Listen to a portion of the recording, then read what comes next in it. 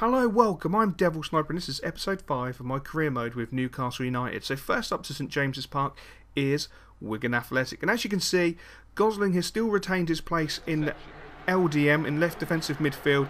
You know, he played a couple of good games, had a dodgy game, and I've kept faith with him. And in early doors we hit the post. And that was pretty much as exciting as the game got. Wigan's best opportunity, which is not really an opportunity, came in the 68th minute.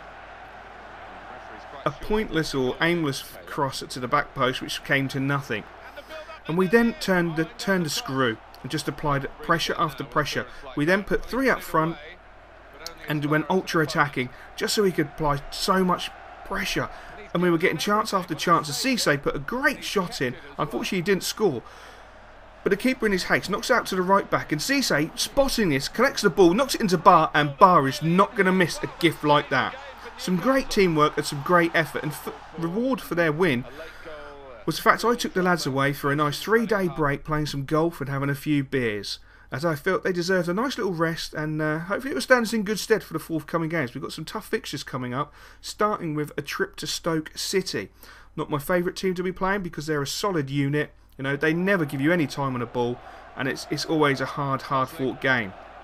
So again, as normal, we started really brightly, and Kapai has an absolute rocket of a shot, hits the post, and that was really about as exciting as it got for us. You know, every time we put a cross in, Stoke City would get a head on it. Every time we'd have a shot, the keeper would either save it or a Stoke player would get his foot on it.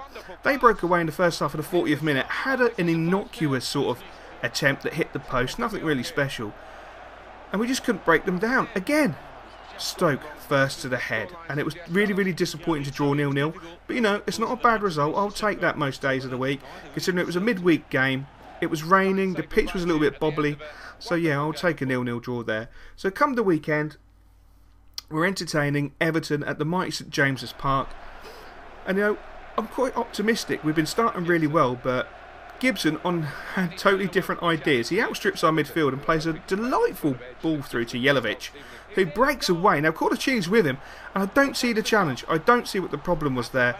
Colaccini wasn't dragging him back. It's not as if he put a foot in or fouled him. And the referee, for me, awarded a absolutely disgraceful penalty. But would justice be served? Would we save the penalty? We wouldn't save it, but the bar did. So I feel justice in the end was done, and we could move on and you know, put a real good shift in. But unfortunately we had other ideas with a suicidal challenge that was greeted with a red card. Now you watch this challenge here. I can see why he made the challenge, but Colaccini's coming back. He would have cleaned the mess up.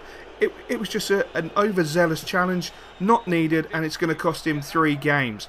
And possibly more, because I'm that disgruntled about it, I might leave him on the bench for a few more games.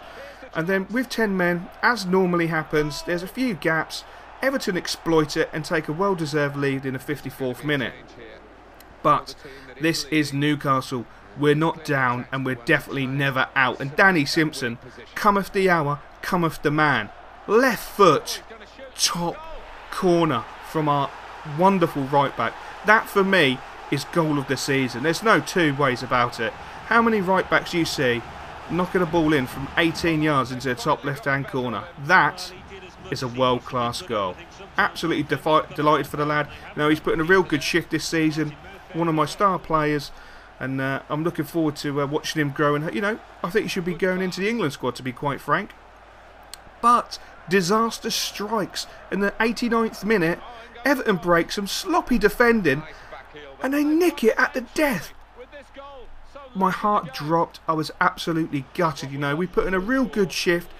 We looked the better team. We played the nicer football. But, you know, in football, that doesn't matter. It's all about scoring the goals. And unfortunately, we didn't score the goals. And I'm the one person who has to answer to the fans, to the board for that.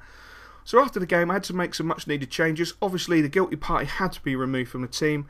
You know, it's disappointing to have a player sent off for such a stupid, needless challenge. But these things happen. And, yeah, I'm really gutted. I'm hoping in the next few weeks, Tiago should be back. He's making a good recovery. And he's been really missed. So I hope you enjoyed that, guys, and I will catch you in episode 6.